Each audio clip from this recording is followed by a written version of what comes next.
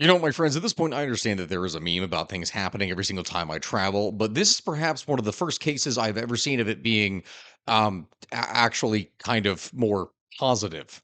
As AP News would write on June 19th, 2026, I know at the time that I'm doing this here in the first place, it is early July, the day that we started our group trip in Croatia, because yes, I have been very busy for the last couple of weeks.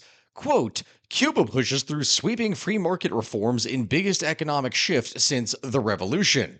End quote. Yes, that is right. You heard me. Things are actually happening in Cuba, and it's not collapse. At least not yet. That has been predicted for a while, but it's not happening right now. Instead, it is something significantly more positive, we would say, but the major question, of course, on everyone's mind is can it actually be enough? For those of you that are curious, Cuba's reform efforts are something that are a response to the deepening crisis that has been infecting the country for the last, we're going to say, several decades. And I've done a lot of context on this, characterized by escalating poverty, resource shortages, and infrastructure failures, as well as energy breakdowns. The situation is something that has only grown more critical since January of 2026, when Trump was elected, this being when the US government would escalate its hostility towards Cuba by implementing an oil blockade after Trump went and took over and ousted Nicolas Maduro from power in Venezuela. Because, oh dear God, so many things have happened this year already. Yeah, I swear sometimes when I'm covering this stuff, it really seems like the world is out to get you. Yeah, and unfortunately, in some cases, that is actually quite literally true, especially when it comes to your data, which is why I am glad that I am sponsored today by Cloaked. Because listen here, my friends, this is the scam that no one really talks about. Data brokers are making billions by selling your info to spammers, scammers, and stalkers every single day. Like literally every single time that you sign up for anything, a free trial, newsletter, pizza app, whatever it is, you are feeding into this machine, and they are betting that you're probably not going to do a damn thing about it. And honestly, most people don't. But here's the thing. Most services out there that are like Cloak will go and remove your data after it's already been leaked, which, okay, cool, sure, that's fine.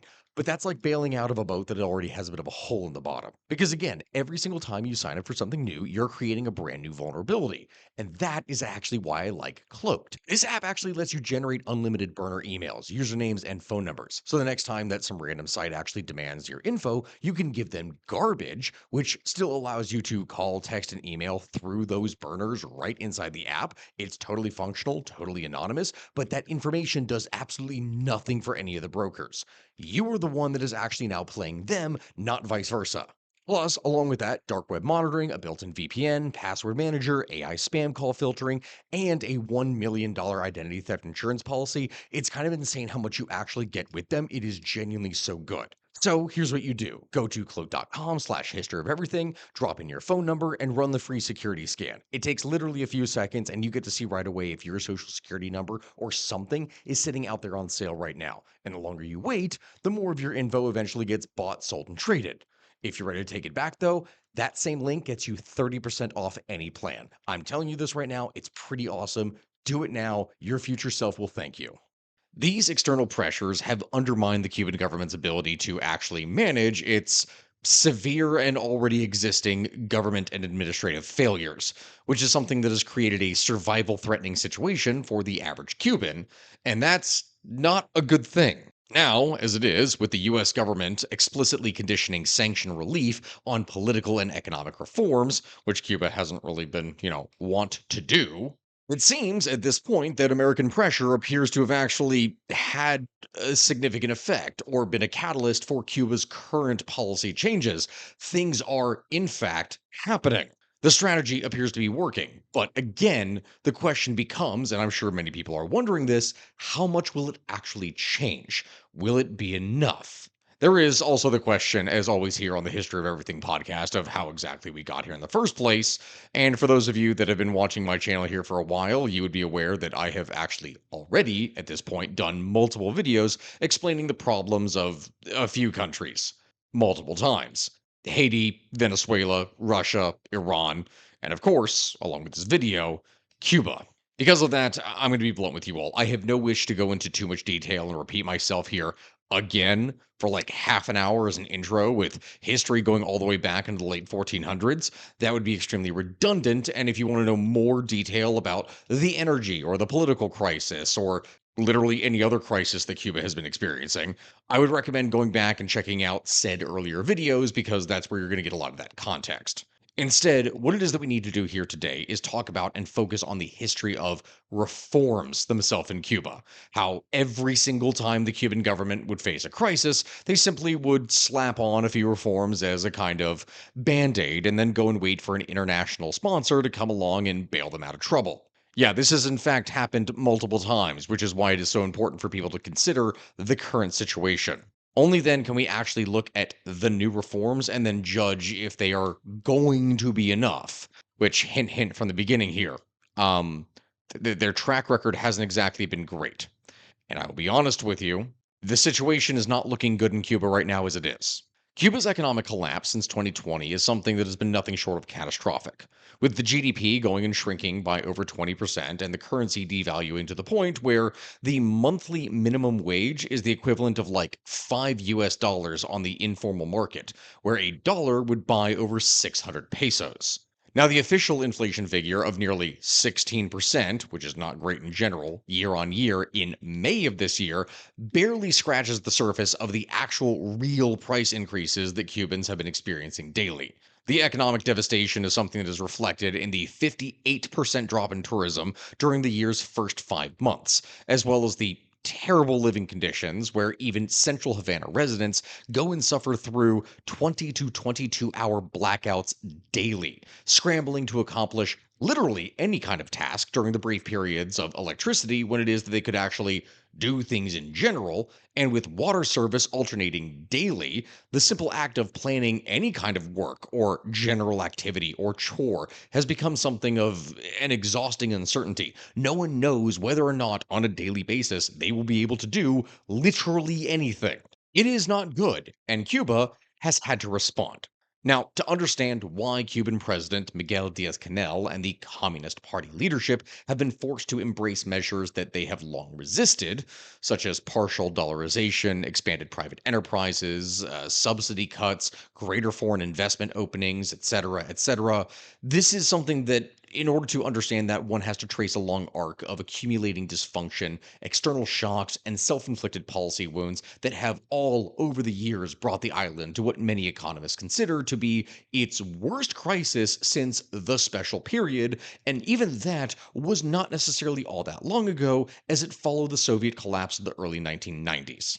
Again, for those of you that are watching this right now and have seen my previous videos, this is something that I have explained before repeatedly, but we have to go over it again a little bit to understand the reforms, because again, the reforms are specifically what it is that we're trying to focus on here, so you understand how little the Cuban government has actually done.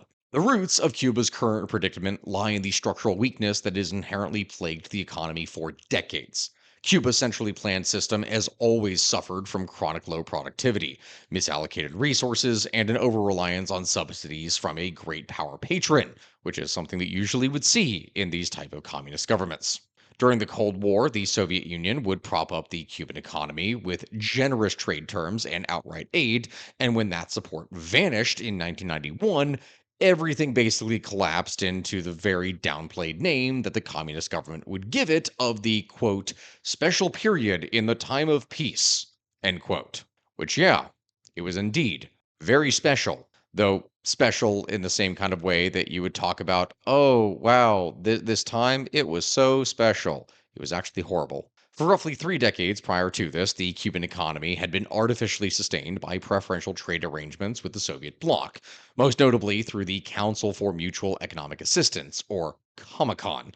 And no, it's not that Comic-Con, and not even Batman would be able to bail out Cuba at this point. This is an entity which would go and purchase Cuban sugar at prices that were well above the world market and supply the island with subsidized oil, machinery, foodstuffs, and manufactured goods. Then, when the Soviet Union disintegrated, this lifeline would go and vanish practically overnight. Cuba would lose approximately 80% of both its imports as well as its exports. Its gross domestic product would contract by an estimated 35% between 1989 and 1993 alone, and oil imports would fall from around 13 million tons annually to less than 6 million, half of what they had been. Less than half, in fact. And of course, because of that, the consequences for daily life were severe and immediate. You had chronic blackouts, the near collapse of public transportation, widespread food shortages that led to measurable declines in the average caloric intake of the average Cuban, and the reappearance of diseases that were associated with malnutrition because of this, such as the outbreak of optic neuropathy that had been seen in the mid 1990s. It was absolutely not a good situation. And Cubans would famously adapt by importing hundreds of thousands of Chinese bicycles, raising animals in urban apartments, and cultivating vegetables in vacant lots to try and feed themselves, which would give rise to the very celebrated urban agricultural and organiponical movement that would turn scarcity into a kind of internationally studied model of low input, semi organic food production. It was something that was like, oh, this is a very nice thing to do. It wasn't nice done on its own. It was done out of necessity so that people didn't just starve. And that, my friends, is what was done on the ground. That wasn't reforms. That wasn't anything with the government. That was done by everyday people. But what about actual reform? What about actual changes within the government level itself? Which for communists means literally everything, as in order to be able to further propagate said system, you have to be involved in literally everything as the government.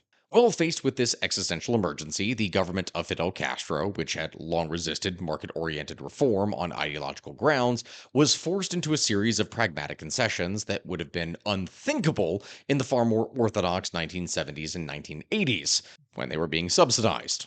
The most consequential of these was the decriminalization of the US dollar in 1993, which is something that legalized the possession of and use of the hard currency and effectively created a dual currency economy that would define Cuban economic life for pretty much the next 2 decades or so.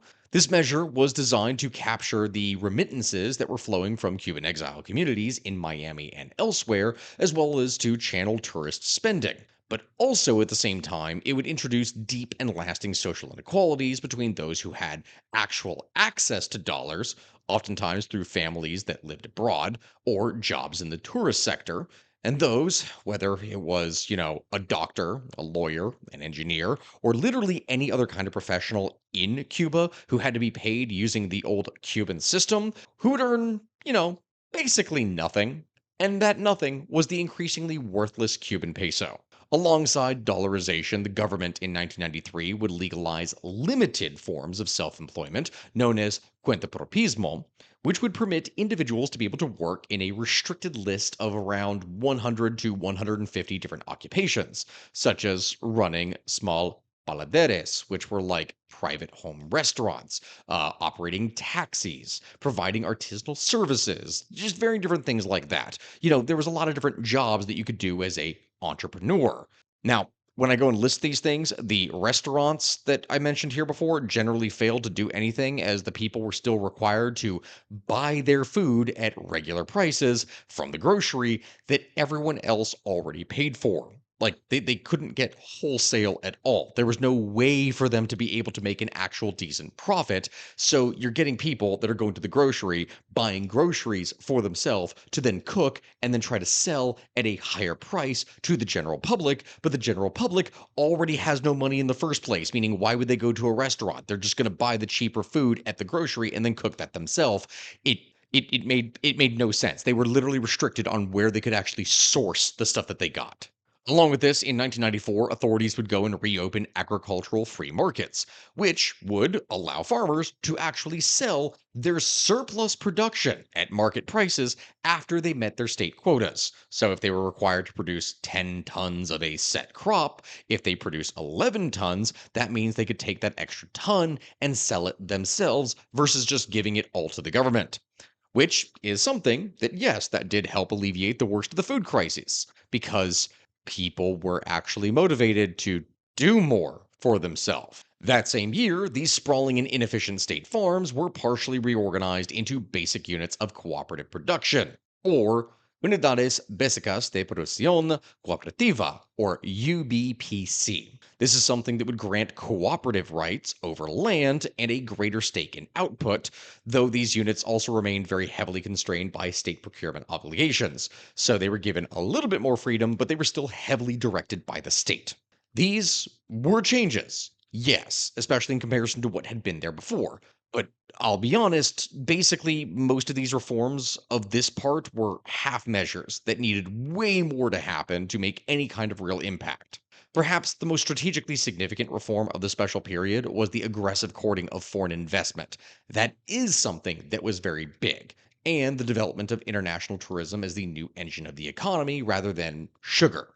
In 1982, Cuba had passed a tentative foreign investment law, but it was in 1995 that Foreign Investment Law number 77, or I should say Law number 77, that dramatically would go and open the door to joint ventures, which would allow foreign capital, especially from Spain, Canada, Mexico, and other countries that were willing to defy the US embargo, to partner with the Cuban state in hotels, resorts, mining, and other sectors to further their own development.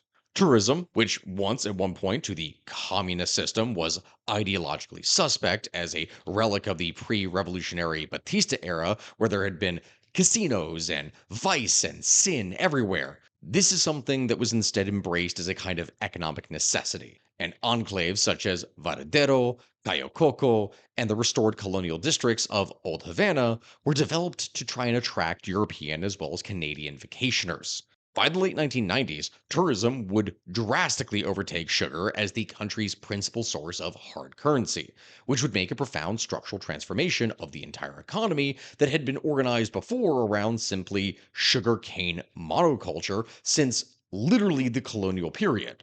Nickel exports and the continued export of medical and biotechnology services would also grow in importance during this era, and that is something that would lay the groundwork for Cuba's later reliance on its highly trained professional workforce as a tradable commodity.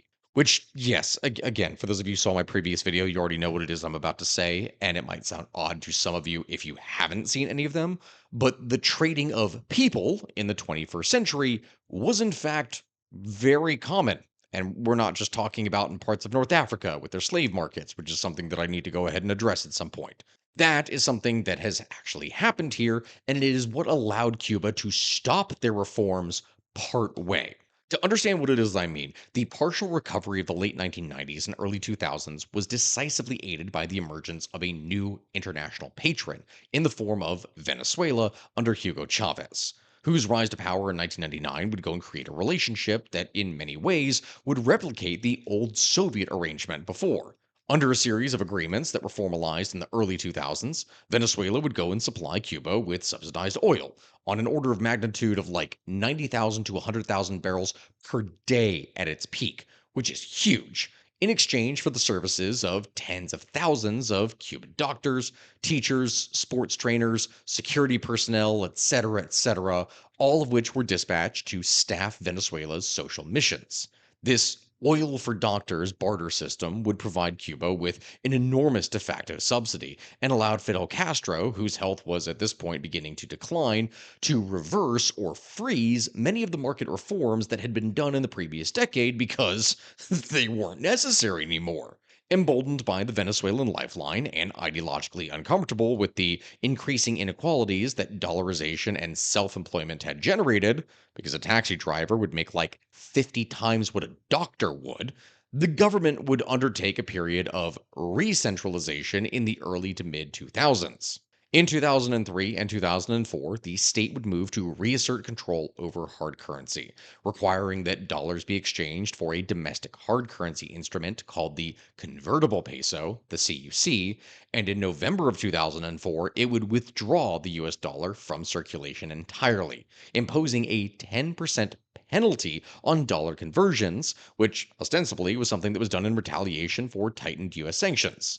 The number of licenses that were issued for self employment was also reduced, and the overall thrust of policy would go and shift back towards the centralized state control, reflecting Fidel's enduring conviction that, okay, those reforms of the 90s, yeah, no. That was something that was only a temporary and very regrettable necessity. It was something that we had to do because our our system wasn't good enough to last, so we had to do that. But we're better now. That was a unfortunate thing. We can move in a more desirable direction now. I'm sorry. Normally in my videos, I am not nearly as harsh on entities, but when you understand how incredibly stupid this is as you follow along with it, it's impossible to not mock. So yeah, not exactly back to square one, but this is what I was talking about before with Cuba not doing anything to actually fix itself because it would just rely on outside powers. Despite that, there would still be some changes though that would happen over the course of this time period. The reason for that is that the next major wave of reform didn't actually come from Fidel himself, but from his younger brother, Raul Castro, who would go and assume provisional power in 2006 when illness would eventually force Fidel to go and step aside. And from that, Raul would become president formally in 2008. Raul, long regarded as being more pragmatic and administrative minded, I guess you could say, than his more charismatic but definitely more ideologically rigid brother, he would openly acknowledge the structural dysfunctions of the Cuban economy, famously remarking that the country's model no longer worked even for Cuba itself, and that Cubans would need to stop expecting the state to provide literally everything. His signature program, formalized at the Sixth Congress of the Communist Party in April of 2011 as the Guidelines for the Economic and Social Policy of the Party and the Revolution, the Lineamientos, would go and constitute the most comprehensive attempt to reform the Cuban economy since the revolution itself. Those reforms would dramatically go and expand the scope of permitted self employment, eventually licensing more than 500,000 cuentapropistas and adding new categories of legal private activity. Cubans were, for the first time in decades, permitted to, and I know this is going to sound crazy, buy and sell their own homes and automobiles. They were allowed to do this in 2011. Yeah, that's how restrictive of the system we were talking about here that existed before, so you all understand what I'm talking about. This is something that would also create legal private property markets where informal ones had already existed. Like people could sell their house. I'm not saying that they legally could not, but you had like a private arrangement sort of between two people versus oh, this is something that is a legal thing to actually sell on a public market, so to speak. Besides that, the government began to distribute idle state land to private farmers under Decree Law 259 in an effort to go and boost stagnant agricultural production and to reduce the country's very costly dependence on food imports. Raul would also move to shed excess workers from the bloated state payroll because, go figure, the government would literally pay for everything in this. And he would announce plans to lay off around 1 million public employees, which was around a fifth of the entire workforce, with the expectation that the expanding private and cooperative sectors would go and absorb them, though the actual pace of these layoffs was ultimately slower and way more cautious than initially proclaimed. Non agricultural cooperatives were introduced on an experimental basis, and travel restrictions were significantly eased in 2013 when the requirement for an exit permit, the very hated Tarjeta Blanca, was abolished, which would actually allow Cubans much greater freedom to leave their own country and travel abroad if they wanted, because most were not allowed to do this. It's not saying that people wouldn't accept them where they would go. The country would oftentimes just ban people from leaving because that shows how great they're doing. At the same time, a parallel but also highly consequential development would occur during the Raoul era, and that was the diplomatic thaw that initially would take place with the United States, negotiated secretly with the Obama administration, and was announced simultaneously by both governments on December 17th, 2014. And like I remember this back when I was in college, that was a very big deal. The subsequent restoration of diplomatic relations in 2015, the reopening of embassies, Obama's historic visit to Havana in March of 2016, and the loosening of certain travel and remittance restrictions was huge. It would produce a surge of American visitors and a wave of optimism about Cuba's economic prospects. This may have been, at the time, a normalization of relationships that theoretically could have potentially down the road led to changes. Private restaurants, bed and breakfasts, other tourist oriented businesses would all flourish, and the burgeoning private sector would experience a genuine, if brief, boom. This opening, however, would prove to be very fragile and short lived, as the election of Donald Trump in 2016 would lead to a reversal of much of the detente, as the Trump administration would reimpose and tighten restrictions on travel and remittances, as well as activate Title III of the Helms Burton Act, which would allow lawsuits over confiscated property, and ultimately would place Cuba back on the US's list of state sponsors of terrorism in the closing days of the administration in January of 2021. a designation that would severely complicate Cuba's access to international finance. And look, I don't want people to think here at this time, and I know that there's going to be a bunch of comments that are saying, like, Stack, you're skipping so much that happened during that time. It's not Trump's fault. And I know it is. I know it is. I know.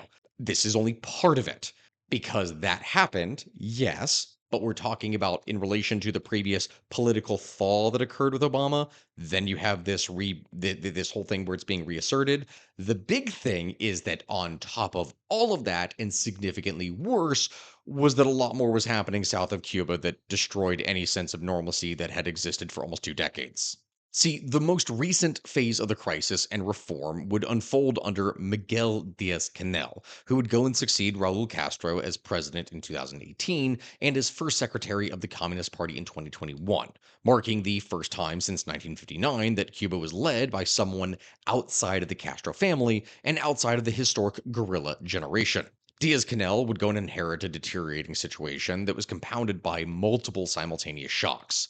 You had the implosion of Venezuela's economy under Nicolas Maduro, which would sharply reduce the flow of subsidized oil. Along with that, the tightening of US sanctions under Trump, and arguably most devastatingly, besides Venezuela, the COVID 19 pandemic that would begin in 2020, which shut down the tourism industry on which the economy had come to depend. So, no more subsidized oil, increased sanctions, and then a plague that came across and shut down all tourism. Yeah, Cuba was literally screwed. There's basically no way for them to claw out of that without actually trying to fix themselves. The pandemic would cause GDP to contract by roughly 11% in 2020 alone, and the crisis in many respects would rival or even exceed the hardships of the original special period. To all of this, in response, the government would finally go and implement a long delayed and long promised monetary unification on January 1st, 2021, in an operation known as the Tarea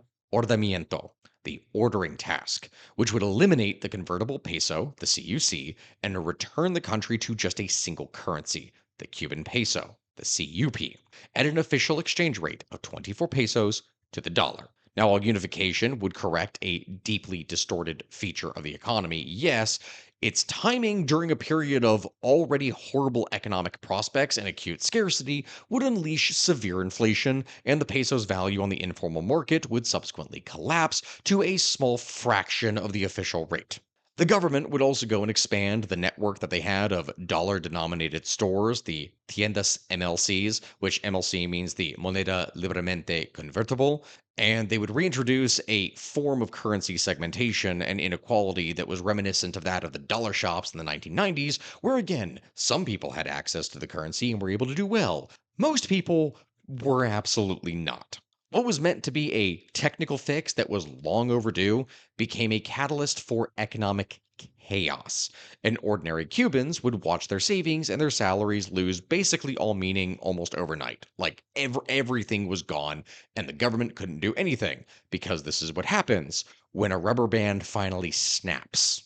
The frustration that was boiling beneath the surface of the population would erupt on July 11th, 2021, when tens of thousands of Cubans would take to the streets in the largest protest that had ever happened since the revolution. Sparked by shortages, blackouts, and the government's horrible mishandling of the pandemic, the demonstration would shatter the myth of universal support for the regime and would prompt a very harsh crackdown, with hundreds of people being imprisoned.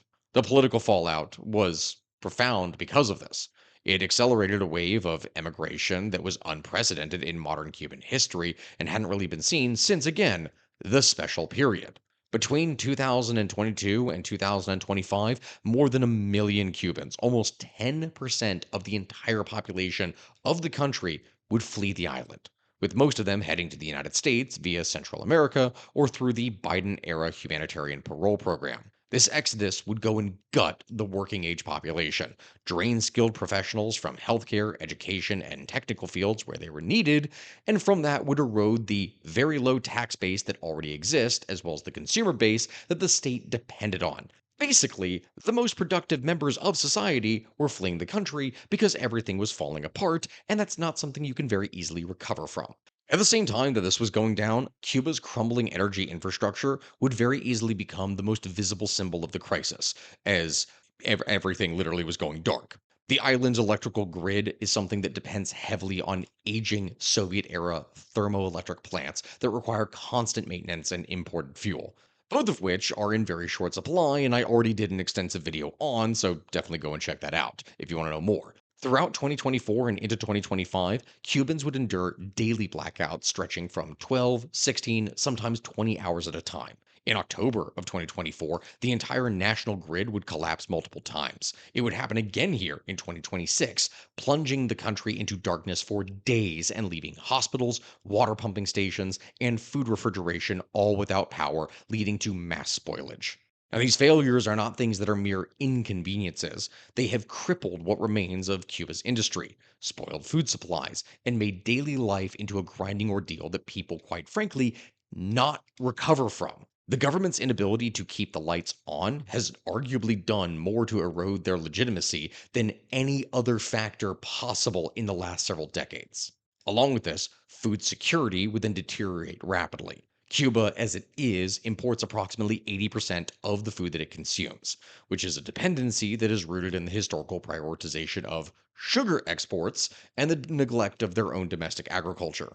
Without dollars to pay for international suppliers, shipments of rice, wheat, cooking oil, powdered milk, medicines, any kind of basic goods, they've all become very erratic. The famous ration book, or libreta, which for decades would guarantee Cubans a minimum monthly allotment of staples at subsidized prices, would now frequently arrive incomplete or delayed. Cubans would spend hours in lines for basic goods, and a thriving black market would emerge where those who had access to dollars or remittances were able to obtain what the state was simply unable to actually provide. And that, all of that, my friends, is the situation that would continue to get worse going into 2026, as we have talked about before. But that is not to say that the Cuban government did nothing, because that's not true. They just definitely did not do enough. Under Diaz-Canel, the government would move haltingly to try and further liberalize private enterprise, most notably by legalizing small and medium-sized private enterprises, or MIPYMESs, in 2021, which, for the first time, granted formal legal personhood to private businesses that were able to actually go and employ workers, to import and export through state intermediaries, and to operate with greater legitimacy than the old cuenta propista licenses allowed, because those were all basically just self-employed people versus actual entrepreneurs and business people. Thousands of these enterprises were registered in the following years, and they became an increasingly visible and very important part of the economy, especially in retail, food service, and light manufacturing.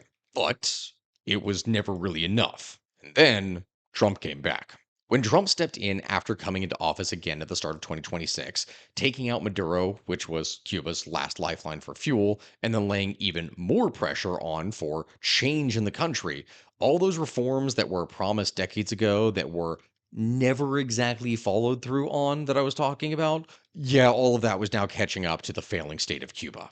The Cuban economy, as it is projected to contract over 7% this year alone in 2026, after contracting 5% back in 2025. Altogether, projections are that between 2019 and 2026, the Cuban economy will have a total contraction of around 23%, making it the deepest economic downturn in modern Cuban history. It is here, then, my friends, that the emergency session was finally called by the communists on June 18th, 2026, at Cuba's National Assembly, in which they would go and approve a package of 176 reforms. It is easily, when going and describing this, the most radical attempt to overhaul the economy ever since its revolution in 1959. But unfortunately, that is technically speaking not saying all that much per se, as I've explained over the course of this video that with all of their half reforms and backtracking, literally any kind of change is a major deal. On paper, the measures push the country towards a more market economy, while at the same time, though, preserving the state's control over the entire thing. It is Cuba's attempt to implement market socialism, but Cuban style, as one writer from Havana would put it. And there is a lot of understandable doubt as to whether or not any of that will be done in the first place, or if it is done, whether or not they will be removed quickly afterwards. And if that doesn't happen, whether or not any of this was too late to make any kind of actual meaningful change. So then, my friends, in the end, we finally answer the question of what these reforms are actually supposed to do. The proposed reforms aim to fundamentally restructure Cuba's economy by significantly reducing the sectors where private enterprise has been prohibited before. These changes would grant private businesses greater autonomy in international trade, allowing them to actually go and import and export with fewer restrictions, and would open the door for them to secure foreign investment. Like outside countries could invest in a private person's business versus something that is controlled, at least partially, by the state. In a landmark shift, entrepreneurs would be authorized to scale their operations beyond the previous cap of 100 employees and would be permitted to own and manage multiple businesses simultaneously. Which, yeah, that for a number of people, that's probably going to sound pretty shocking because you're like, why? Well, what does that mean? That doesn't make any sense. They limited how many workers you could have. Yeah. If you somehow, despite all the restrictions that Cuba's economy put onto you and the government did, if you had a successful business, you were never able to go beyond 100 employees. And even if you were widely successful, you couldn't start another business. Like you couldn't own multiple things. It was just your one business and that's it. It didn't matter how skilled you were. It didn't matter how much money you had for investment. None of these things factored in. No, those were just hard limits that were put in place. And so, yeah, that's absolutely ridiculous for just the private entities. The state ones, though, also got reformed a bit because a parallel overhaul would also be planned for state owned enterprises, which could be privatized or restructured as commercial entities with shareholding and equity models, introducing the possibility of bankruptcy for the first time instead of, everything just being covered by the government. These firms would gain the authority to establish their own pricing, to move away from state mandated controls. The reforms would also envision a more accessible financial landscape, with the legalization of private banks and some liberalization of foreign exchange markets to include a wider range of participants, to be able to actually get access to more types of currency, to be able to do things on a wider international level where you aren't being restricted. In a significant social policy shift as well, certain services that were traditionally managed by the state and were the pride of the nation, such as their developed nursing homes, soup kitchens, and other such social services, these would be open to private operation. Furthermore, the universal subsidies that had been distributed through the state ration book are actually slated to be replaced. That is set to go away. And instead, there will be a system of direct aid that targets specifically vulnerable individuals to be able to support them. That is perhaps the biggest social change among all aspects that could possibly be mentioned, because the state simply cannot keep up. Perhaps most telling in all of this was a very seemingly obvious statement that really, at the time that I'm making this, anyone should understand, regardless of whatever their political affiliation is. President Miguel Diaz Canel would explicitly state that the accumulation of private wealth would no longer be prohibited, articulating the new principle that, quote, if there is no wealth, there is nothing to distribute, end quote. Which, yeah, it's true. As I said before, the economic data paints a very bleak picture. The economy of Cuba has contracted by over 20% since 2020. The peso has plummeted to over 600 per dollar on the black market, rendering the minimum monthly wage worthless as it's basically like $5. While official inflation would reach nearly 16% in May, the actual rate is believed to be way higher as government sources from Cuba are not exactly the most trustworthy. Tourism has crashed by over 50%. Daily life is defined by extreme scarcity, whether it is the 22-hour a day blackouts, the lack of water that is only available every other day. The entire thing is completely and utterly exhausting. So then, at this point, you would think that all of this is big news. These reforms are taking place. This is massive. This is going to change everything for Cuba. And you would be kind of right.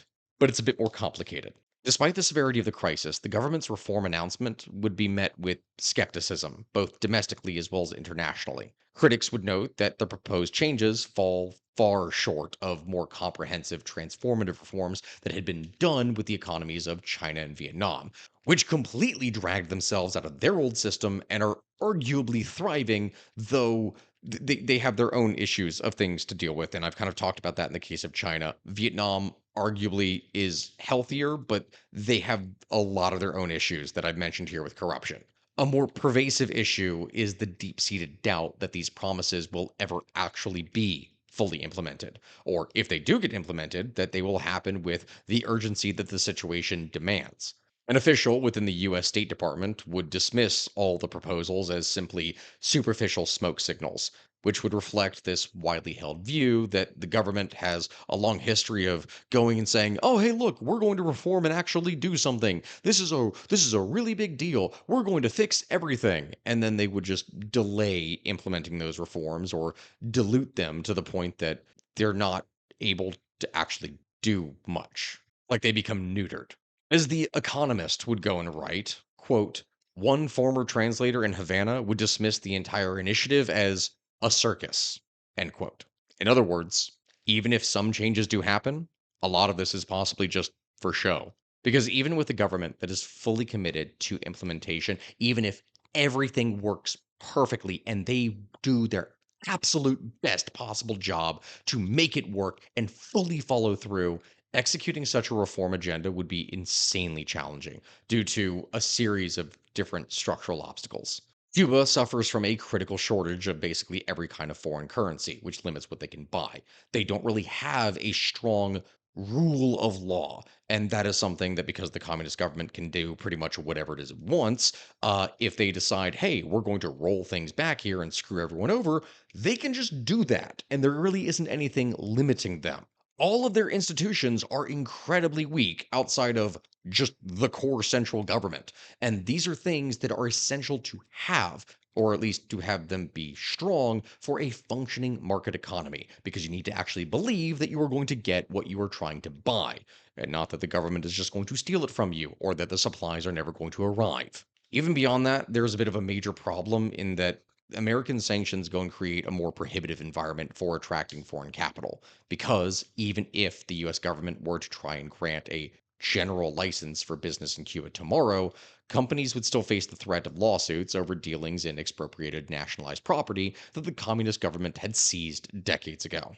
That's just a fact of life. From here, even assuming that the reforms go through, there is also widespread fear among the Cuban populace that the benefits for these reforms will be captured primarily by regime insiders and those who are already wealthy. Without a strong social safety net to cushion the transition, i.e., reforming Cuba's education, its healthcare, its food network and distribution networks, etc., ordinary citizens will be left to suffer the hyperinflation and social disruption that market based reforms often bring because it's a kind of shock therapy.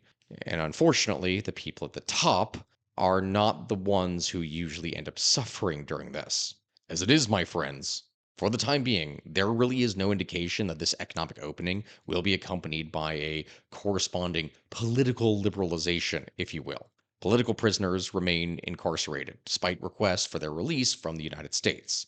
The government continues to suppress any kind of dissent, and if you want an example of that, you really need to look no further than June 20th of this year, which had the detention of Manuel Cuesta Morua, who was a moderate opposition figure and was reportedly roughed up and threatened with being shot for his support of the nightly pot banging protests that were going on. Which, yes, people still do that. If you haven't seen any of the videos that I did before on Cuba and its government problems and the protests that have been going on, people bang their pots at nights to signal that they are upset with the government.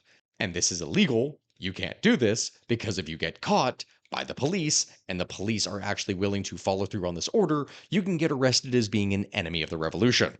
Besides those domestic issues, foreign wise, the Trump administration, along with Secretary Rubio, has been demanding for months now that Cuba go and curtail its security ties with China, Russia, Iran, etc. Basically, anyone that is hostile to the United States to be a part of any potential agreement. Like nothing will actually happen if they do not separate these themselves from these inherently hostile entities.